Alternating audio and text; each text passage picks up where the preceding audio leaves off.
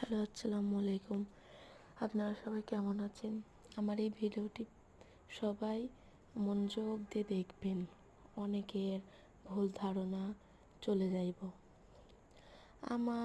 আমি তো কিছুদিন আগে আপনাদেরকে একটা ভিডিও দেখাইছিলাম, সেখানে বলছিলাম পাতি হাঁস কুচে বসাইছি।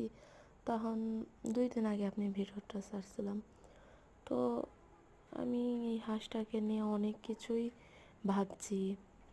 ভাবছি হাঁসটা যদি বাচ্চা দেয়। দেখছেন, হাঁসটা কুচে বসছে যেমন মুরগি করে কুচে বসলে। আমি ডিমে হাত দিতে গেছি, তাই কেমন করে আমায় ঠোকর দিল, আমি অনেক জোরে কামড় দিছে। এবং আমি যে ভিডিও করছি ও বিরক্তিকর হচ্ছে, মানে আমাকে ও ডিমের কাছে থাকতেই দেবে না। তো মেন কোশ্চেনসে আসি। আপনারা এখন ভাববেন আমার বাসায়ও পাতি হাঁস আছে, কই কুচে তো বসে না। তো কি হয়েছে জানেন, আমার ওই ওই ঘরের মধ্যেই এই সাইডের দিকে মুরগি কুচে বসাইছিলাম। তো মুরগির সাথে সাথে ও হাঁসটাও ডিম পারতো। তো মুরগি কুচে বসে থাকতো, হাঁসটা দেখতো। দেখতে দেখতে কি হয়েছে, একদিন দেখি মুরগিকে তুলে দেয়, হাঁস মুরগির ডিমে তা দিচ্ছে।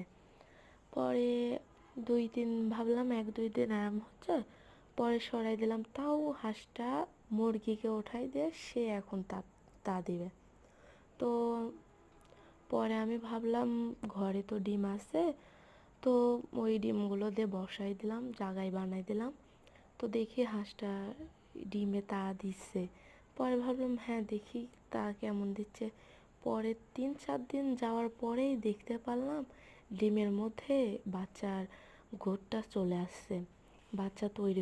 তো আমি ভাবছি আপনাদেরকে হাঁসটাকে নিয়ে অনেক ভিডিওই দিব, রিভিউ দিব, হাঁসটা কেমন বাচ্চা দিল কি দিল না।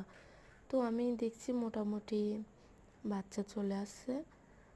দেখা যাক, 1 মাস ওয়েট করি। আপনারাও আমার সাথে থাকুন।